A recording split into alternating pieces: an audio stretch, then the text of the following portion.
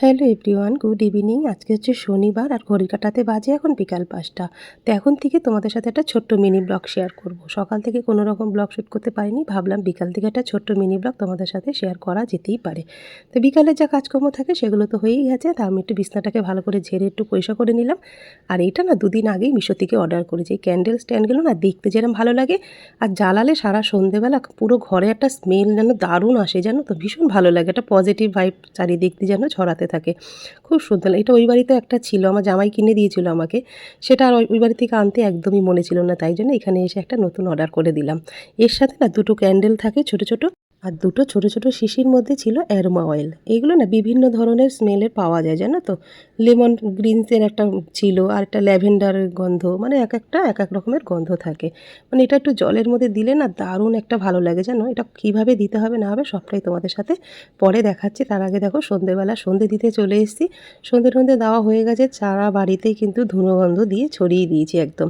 সন্ধেবেলা একটু ধুনো দিলে না বেশ ভালো লাগে, জানো তো। তা দেবনাথবাবুকে বললাম একটু ধরো, তা একটা ছোট্ট মোমবাতি, ওর মধ্যে যে রয়েছে ক্যান্ডেল, ওপরে একটুখানি জল দিতে হবে, জানো তো। নিচে ক্যান্ডেলটা জ্বালিয়ে দিয়ে, আর যে দেখছে অ্যারোমা অয়েলগুলো রয়েছে ওগুলো কফোটা মতন ওর মধ্যে দিয়ে দিতে হবে। দিয়ে ব্যাস ঘরের মধ্যে একটা যে কোনো একটা কোণার মধ্যে রেখে দাও। দিয়ে দরজা জানলা যদি একটু বন্ধ করে দিতে পারো তাহলে স্মেলটা বেশ ভালো পাবে। আর একটু অন্ধকার করে দিলে যেন তার শোভা অন্যরকমই লাগে, জানো তো। ভীষণ ভালো লাগে দেখতে, যেরকম ভালো লাগে, আর গন্ধ একটা হালকা আসে, জানো তো। চারিদিক দিয়ে ভীষণ ভালো লাগে, একটা পজিটিভ ভাইব যেন তোমার ঘরে চারিদিকে ছড়িয়ে বেড়াচ্ছে। দারুণ লাগলো। তোমাদের কেমন লাগলো কমেন্ট করে কিন্তু জানিও। আর যদি না জ্বালিয়ে থাকো বা না কিনে থাকো, একবার কিন্তু এরকম একটা ছোট্ট কিনে কিন্তু ঘরে জ্বালিয়ে দেখতে পারো, বেশ ভালো লাগবে কিন্তু। বিকাল থেকে অনেক কাজকর্ম হয়েছে, এবার তো কিছু খেতে হবে সন্ধেবেলা, তাই না। তা দেখো পিৎজা বেস আমার কেনাই ছিল, তা পিৎজা বানাবো, তার জন্য দেখো পিৎজা বেসটা নিয়ে নিলাম।